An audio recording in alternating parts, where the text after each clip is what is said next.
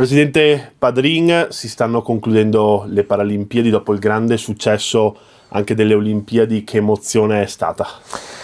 Beh, devo dire che per la provincia di Belluno questa è stata una vetrina straordinaria e che sia tutto andato bene sia alle Olimpiadi sia alle Paralimpiadi è il segno che dal punto di vista organizzativo la macchina è funzionata alla grande grazie all'impegno del mondo del volontariato e dei volontari, ma soprattutto di forze dell'ordine e di tutte le istituzioni che hanno contribuito a far sì che questo evento, che per una piccola cittadina come Cortina,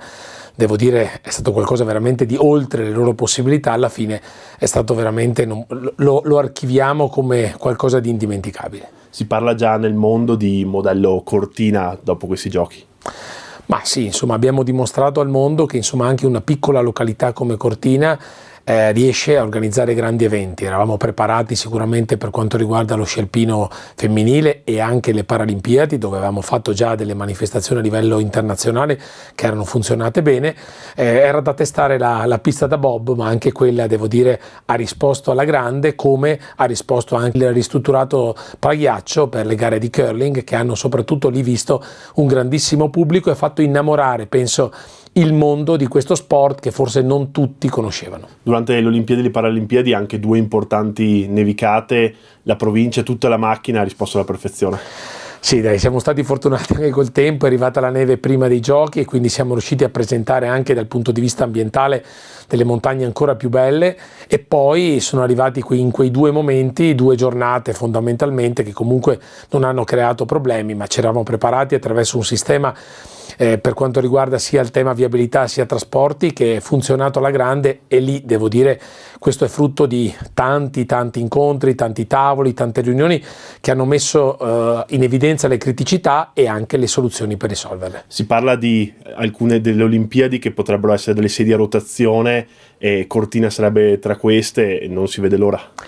Difatti è un peccato che sia tutto finito oggi, anche alla luce di quello che è stato e soprattutto di quel percorso che è stato fatto per arrivare così pronti e organizzati, e alla fine tutto, diciamo così, cala il sipario. Abbiamo le Olimpiadi giovanili nel 2028 che sono un'altra occasione. Sarebbe bello sicuramente poterci ripresentare fra qualche anno, visto che insomma abbiamo dimostrato che le strutture a Cortina ma anche nelle altre venue di gara hanno risposto tutte in maniera estremamente positiva. Ora rimangono le opere, rimane la legacy di questi giochi, la variante di Longarone sarà terminata, molte altre opere in fase di realizzazione. Che cosa resterà? Ecco, questo penso che sia la cosa più importante, ma rimarrà una grande opportunità di sviluppo turistico di tutto il territorio della provincia di Belluno e quindi non solo di Cortina, che dovremo cercare di sfruttare al meglio. Per quanto riguarda le opere, in estate verrà aperta la variante di San Vito, che era un'altra opera programmata per i mondiali ma che si concretizzerà, e poi il 22 di aprile è la data in cui